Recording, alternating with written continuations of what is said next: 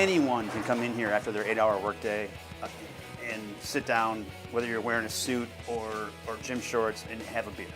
It's the working class and do bar. what we will. Yeah, and do what we will. Exactly I right. dig it. It's crazy how much music, like the playlists that brewers make.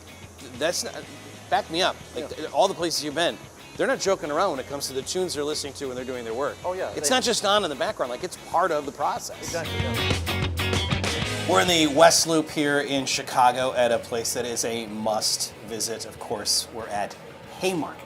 Haymarket Brewery.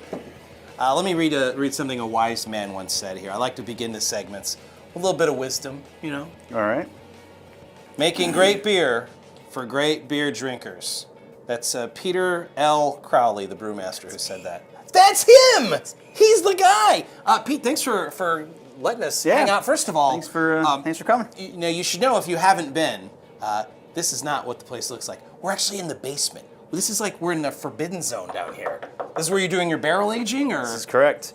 We don't have enough space down here, so we've started doing some more up in the dining areas and stuff, but this is the majority of our barrel aging space. Pete's desk is right behind us, Yeah, out of shot. But But here's something that I think is fascinating. Pete's had a desk here for 9 years. And how much time have you spent at that desk, Pete? I've actually never sat at it. Never once in 9 years. Haymarket Brewery, one of the more legendary places in Chicago, because you've been doing this a while, right? I mean, in the scheme of things, this is one of the old guard breweries. Yeah, me personally, I have 25 years brewing experience now. I started in the Flying Dog in Aspen, Colorado, back in '94. So you're like craft beer Yoda in Chicago, man. You're like the guy everyone comes to. It means you're just old. So they say brewing legend or legendary brewer. One means you're old, one means you're good. Okay. So I'm not sure which one I am. Well. So I think I'm just old. But it's in the eye of the beer holder, isn't it? So walk me through the Flying Dog is where you start. Not a bad place to get your start. Yep. Is that really where you started? Yeah, Flying Dog in Aspen. It's not there anymore, but it was right at the bottom on Cooper Street, bottom of Aspen Mountain. Are you from there? How do you get a job there? I literally drove with a buddy right after college to go somewhere for a week. And he picked Aspen because he saw the movie Aspen Extreme, which is awful. Yes, and I was like, I've never been. So Yeah. we pulled into town. We found a place to crash. Do you know how to ski? Are you yeah, you guys yeah, I skiers? skied, snowboarded. After college, though, you can't ski.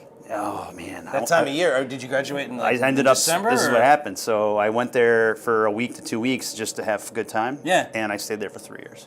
Wow. My parents were pissed because I was supposed to go to medical school. So you were going to be a doctor. Yeah. And you decide, I'll get to that, Mom and Dad. But first, But then I'm going to Mom- blow off a little bit of steam. Then Mom came to my brewery and got a free beer, and she was like, "Well, this is cool too." This works. So you're out in Aspen, you learn how to do everything there, and then at some point you find your way. I moved to Denver. Okay. I started as assistant at the Rock Bottom downtown. Okay. Denver. But then they promoted me head brewer to Cleveland.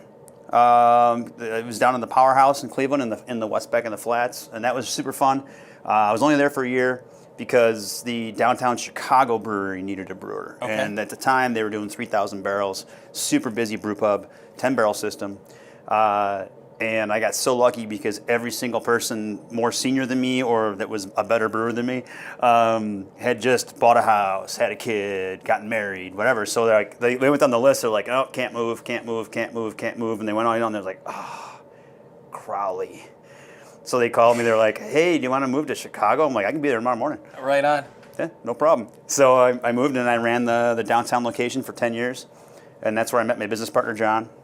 And the rest is history as far as Haymarket goes. We decided we were going to open a brewery, and we wanted a location that meant something to the history of Chicago. Right. But also easily accessible. I want to get to the history because it's super important, and I want to get to that. Okay.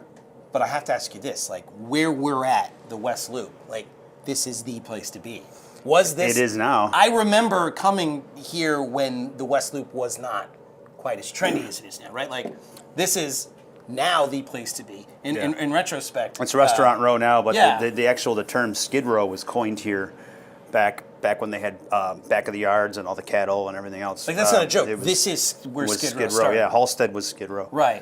Which where the bums would all live in the vacant buildings and everything. So they actually coined that term back 100 years ago here. It was important to you when you started this place that it had a tie-in to Chicago history. It's called Haymarket because of a Haymarket event. Some people call it a Haymarket riot. Some people call it the Haymarket massacre. And essentially, like, we all work 8-hour days because people got killed a couple feet from where we're standing. Right across the street. Walk me through that. Man, not many of us actually work 8 hours. I think we all work way too much. But Well, I mean, if you work 8 hours. But it did start, it was in 1886 on May 1st, Right. which is why May Day is actually celebrated all over the world. We don't celebrate May Day per se here. Because it's it feels a little commie. Our Labor Day is in Right. in the fall. Right. And that's a whole other story. Right. They didn't want the organizers to have their May 1st holiday, so Right. when they became a federal holiday, but that's a whole other story. Right. So on May 1st, it was a peaceful labor movement. It was called the 8-hour day movement, and it was for 8 hours for work, 8 hours for sleep, and 8 hours for, they called it what we will. And that means you got 8 hours to do whatever the hell you want. Right. So that's only fair, right? Because the labor practices back then were awful. People were working 15, 20-hour shifts, and the pay was terrible. And so by the 3rd, after a lot of confrontation with police and protesters and things, it had become really tumultuous. And so A.R. Parsons, Lucy Parsons' husband, actually organized a gathering right here on Halstead, or right on Des Plaines. It's right over the highway. Okay. And it was peaceful. It was actually so peaceful they had a permit, and the mayor was there. So everything was going good. Mayor leaves, starts getting dark.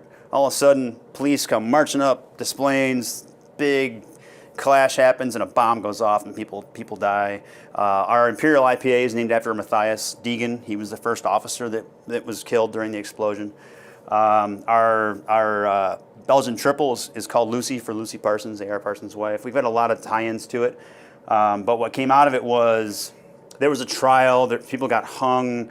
One of them died in prison. It became this kind of movement globally about not only fair labor practices, but also interactions between police and city and workers. So it really drove this whole movement globally to treat people more fairly and to kind of interact in a safer manner, if you will, be nicer to each other.